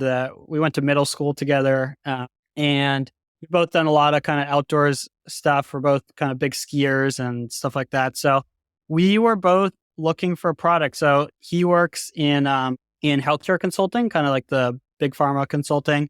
And I've had this business, and he's been looking to, trying to figure out what he wants to do kind of long-term for his career. And I've definitely thought about, when I toured, especially these shops over in Germany and things, I've toured a lot of shops now. And it seems the ones that have their own product line are in general, like a lot of times more profitable, more stable, happier employees, because the service-based business is a tough business that I get my work from being the guy who responds the emails fastest and does the highest quality work. And sometimes also it's price competitive. So this is a competitive industry, but when you have your own product, there's a lot of benefits there, and it can complement a machine shop well. You look at a cool shop like the Fifth Axis shop, they do a mix of contract manufacturing and they have their own like Vice product line. That's a really healthy company. And so I wanted to experiment with starting my own product line. And this was an idea that my business partner, Griffin, came up with. He whitewater rafted the Grand Canyon and thought of this idea while rafting the canyon. And that's a big multi-week trip, and came back and we made a cardboard mock-up, and then I made the first one on a Hermley. We got it working. We had to make some tweaks and decided to bring it to market because this is a low barrier to entry. It's a simple product. I've had some other ideas, but it would take huge amounts of my time and financial resources to dedicate to that. And this was a good way to get a lot of the learning out and see if I like that, doing that type of work, and also what are the struggles with bringing a product to market, because the grass always does look greener on the other side. And it's been surprisingly successful. There's been more reception than we expected, and the volumes are increasing, to a surprising degree, I would say. And we've gotten some advice. We ran a Meta ads on our own for a bit. Meta kept banning us because their AI systems are try and find fraud, and our business wasn't verified, and we weren't getting great results. Like the dollar you put in did not generate that many dollars out. And so we ended up hiring an ad manager, a buddy from mine from college who had started his own company. And that has been extremely successful. That is the best decision we ever made, because he really got our ads lined up, and it was, the return on ad spend is pretty incredible. So right now we're stock limited, but we're about to get in a lot more stock, and then we are going to ramp up those ads and see how well this scales. But I don't think I ever really quite knew. I always knew that like a business like Facebook makes money from ads. Everyone knows that. But until you own a business like this, you don't quite realize how much money a business like Meta actually makes. They will potentially make more money from this business than we ever will. And they just all they do is show our pictures to people. It costs Right. them nothing. And we dish out you dish out a ridiculous amount of money every day for them to do that. But it's profitable and it enables a business like this because it'd be really hard to get a product off the ground without that. And Right. every dollar you put in basically instantly works out to be multiple dollars in sales. And then, so it's super scalable because you immediately get that cash back. So we outsource this product completely. It's all US manufacturing based, but I don't have a laser cutter. I don't have a lot of interest in owning a laser cutter or a powder coating setup, which is what the ring is. And then the sewing is kind of a lot of labor as well that I'm not particularly interested at the moment doing. So we've outsourced that to an industrial sew house. And if anyone listening that describes you, feel free to reach out if you're interested in this project. We're always looking for new vendors and things like that. And then right now we fulfill ourselves, but we're looking into if it's worth going to a fulfillment provider as well to totally kind of outsource this business. And it's a very different company than the company I run. And a lot of these Instagram community people that I've talked to that really keep everything in house and run a really lean company where they manufacture these products. This is a little bit different. We're kind of outsourcing all the manufacturing, maybe outsourcing the logistics. So it's a kind of a different approach, but we've seen some of the benefits and also the pitfalls of doing that and learning a lot along the way. So I'm excited for what this product will do, but also what other products I might bring to market could do in the future to complement the contract manufacturing. Totally. Yeah. So what do you think are the top one or two things that you've learned or that you would want to share to somebody who's prospectively going into a product-based market? So the big one is that there's a lot of benefit from organic growth, which we have not done a lot of yet. But I think probably a lot of your other guests or people in this community could speak to a lot better. But there's also definitely a play where you can kind of pay for ads and turn that into sales. So figuring out and learning how the meta algorithms work or hiring someone that can help you with that process is super valuable. The guy we hired has actually done some work for machine shops and to have run ads, bigger machine shops. And I was asking about that. I said, is this worth it for my business, my contract? And he said he's had maybe they get a lot of hits on the ads, like people contact them from RFQs, but the quality of customer that comes in from the ads they run is generally very poor.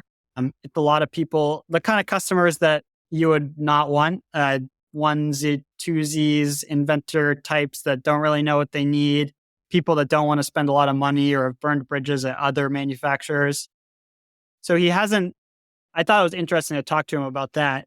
But when you have a product, especially a consumer product like this, that's the big thing is kind of learning how that works and trying different things because we've seen wildly different results based on the type of advertisement we run or the demographic we run to. I mean, 10x the returns on one type of ad versus another, which can be a big difference in how the business scales. That's crazy. Let's see. So going back to your school days, Nathan King says that you taught him everything he knows about CNC on your Baja team. And he had some questions. He said, what's the most frustration he ever caused you? Okay. So yeah, Nathan's an awesome guy. He's the one that really kind of took over when I graduated my position. And he came in, he has a proto track in his barn, I think at his parents' house and stuff, and came in really eager to get into manufacturing and super cool to work with him over the 2 or 3 years I was in college with him. We overlapped. And yeah, so I think teaching people machining, you quickly realize who's going to succeed and who's going to fail. And I think I've taught a lot of smart people how to machine. And the difference between the people that succeed and don't is how thick your skin is and how kind of big your sense of humor is. So I think a good example here is I got this bar puller working on the lathe in school when I was in college. It sat in the drawer for years and so excited. I wrote this whole macro for it and it pulls out the bar in this 2-axis lathe. And I'm like, oh, it works. And I go grab a friend. I'm like, hey, watch this. And I hit the go button again. The bar has not been machined away again. So this bar puller rapids into the bar and Oh no. and smashes into a million bits. And this is me, not Nathan. And I just kind of burst into laughter. And I think someone turned to me and said, I think you're a good machinist because you're the only one I know that just laughs when they crash the machine. That makes me sound kind of reckless. I don't crash machines very often, but it is, you have to have a sense of humor. You have to watch something go wrong and then immediately just be like, oh, well, here's the next logical step. You can't let these things get to you. And a mistake in machining can easily be like a few $100 tool, $600 holder, a $10,000 spindle. It only takes one tiny mistake and like, boom, money gone. And if you let all those emotions get to you all the time, it doesn't work. So the people I've seen most successful in machining have had thick skin. And Nathan's definitely one of those people that really is going to stick it out and get the work done. So that's super cool. I think, I don't know if there's been any frustrating moments. I remember one time it was like 3 a.m. We were in the shop and the machine, we had made an override. I'm going to get them in trouble probably. But there is an override key for the door because it's a really poorly integrated door and it's hard to jog the machine without it. And so he had the override key in and his hand like on the part in the vise and hits the cycle start button and the spindle smashes down right next to his hand. And like, this is like 3 a.m. in a school. I'm like, okay, well, maybe no more override key today. Like, I think maybe you should go home and get some sleep. Oh man, that's terrifying. Another question from him was, if you could change one thing looking back on college, what would it be? So I think I touched on it a little bit, but I definitely struggled with leadership in a role in college and definitely like walked away with maybe a worse relationship with some of the other people I worked with because it was stressful and didn't always keep my cool. And I wouldn't change anything because what an incredible learning opportunity that would be. But in terms of like, do I wish I had a different relationship with some of the people I worked with, or do I wish I was able to execute leadership better during that time? Absolutely. But also, what an incredible learning opportunity. I'd never regret taking that position because all I've learned and all I can apply that to in my future to be a better business owner and leader. So probably have some like moment by moment regrets, but the overall learning experience and the learning the hard way, I think with all the things I've done in machining has been well worth it in the end. Awesome. Last listener question. Murph's Machine asked, what's your favorite and least favorite parts you've made? So my favorite part was at that company, the turbo machinery company in New Hampshire. And it was my first ever aerospace part, which I thought was super cool.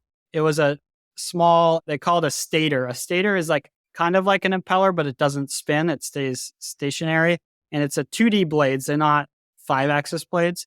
And so this was a part, is Inconel 718, had a lot of intricate tight tolerance turning. This part is about 1.5 inches, 2 inches in diameter, something like that.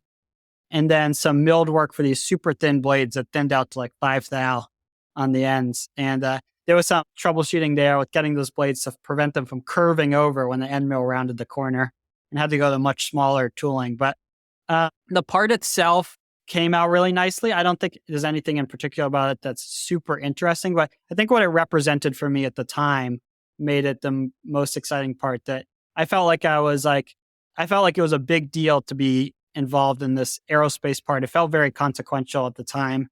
And I think it's probably in a rocket somewhere, which is super cool. I think it was a United Launch Alliance part. So that probably had the biggest maybe impact on me. And I spent a lot of time thinking about the process for making that part and how I want to make it. And there was some decision making there with just how I was going to process the part that was really cool. And I think it was kind of a milestone in my early career. So that's probably my favorite part. What about least favorite? Least favorite? I don't know. I don't think there are any least favorites. There's definitely parts that have been no fun, but I think it's also, you got to look at them from a perspective of like, this part sucks to make. Like, how do I make this suck to make less in the future? And most of the parts that aren't fun to make, it's because they are just like really unstable, really thin, or a feature that just is like going to cause you problems. Like parts that you really struggle to ever have a reliable process with. You're always just going to skim by getting it to work this way or another way. And so I don't know if there's any part in particular, but I try and look at it from the perspective of, yeah, like, why do I hate making this part? Like, how do I make this part more enjoyable? How do I learn something from this? So that's my cop out answer, I guess. Okay. Well, that brings me to the last two questions I ask every guest every week. First of which is, what did you research this week? It doesn't have to be machining related. It's just been what's been popping up in your browser. Okay, so I wrote a couple things down.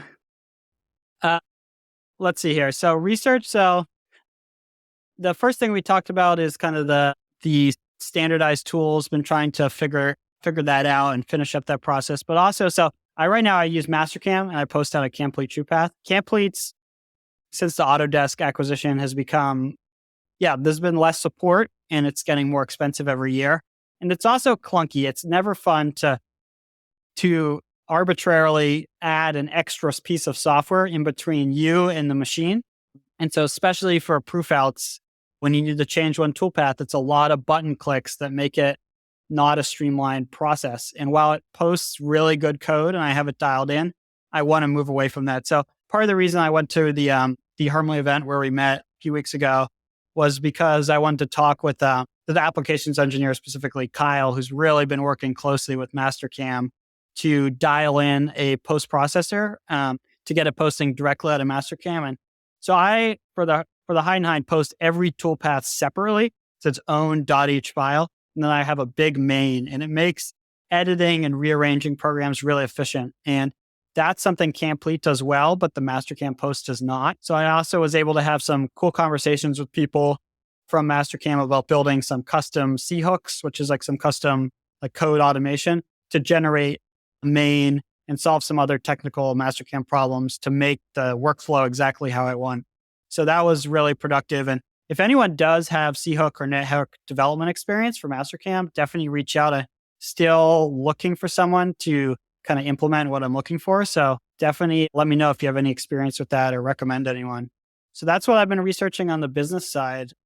And on the personal side, I've been getting kind of more into skiing and running. I posted about that kind of earlier today or yesterday. And trying to stay in shape. And the people I do these adventures with are my good friend who I started the tar business with, and then my girlfriend. And they were both college runners and are in really good shape. And so trying not to get left in the dust too much. And so I've been doing some research. I recently finished up reading this book called Uphill Athlete and trying to apply some kind of science and logic to my running to get more efficient at that and train more effectively and hopefully catch up with those guys this ski season. Awesome. Well, the last question is, what things are you working on to be a better person, leader, employer, what have you? None of us are perfect. We're all working on stuff. What are you working on? Yeah. So I am 2+ years into this business now. And I was, when I was kind of doing this moonlighting on the side, I was working part-time for the employer and then part-time, more than full-time in my business. And it was a lot of time. So I would get to my previous employer at like 6, 7 in the morning, and I would stay till lunchtime, and then I would head off to my own business and often work until the middle of the night. And then because it was hard to find shop space, I got an hour commute each way from my shop. So there was no time for life, barely enough time for sleep. And after doing that for a while, I had kind of my first spell of machinist burnout, which was 5-6 years into getting into this seriously and more committed than I'd ever been because I was a year into opening a company with huge responsibilities. And I needed to take a step back and say, how am I going to make this sustainable? Because I definitely have like an obsessive personality in the sense that like I get really into things and then I lose interest. And I'm like, this is something I want to do for the rest of my life. So how do I find staying power in this? And we've talked a lot, people talk a lot about getting their like ducks in a row in terms of their systems at work. But before you can get your ducks in a row with your work systems, you have to get your ducks in a row with your life systems.